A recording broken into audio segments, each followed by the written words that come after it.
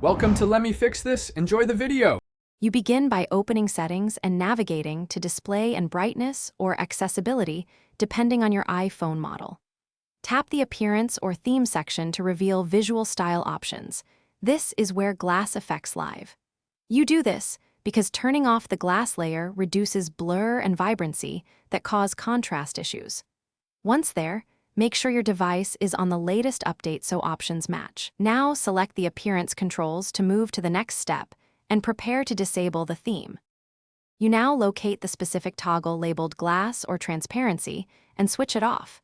This removes the translucent panes from menus and widgets. If you still see effects, enable reduce transparency and increase contrast in accessibility. These reinforce the change by simplifying visual rendering.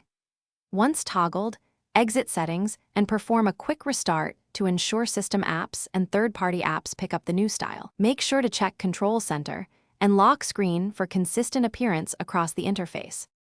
You finish by verifying the new look across Home, Lock Screen, and Control Center to confirm glass is gone.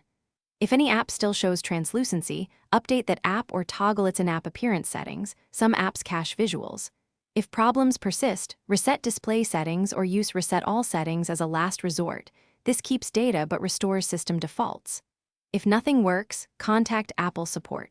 One troubleshooting tip: always check for pending iOS updates, since theme controls move between versions. Thanks for watching. If you found this helpful, don't forget to like and subscribe.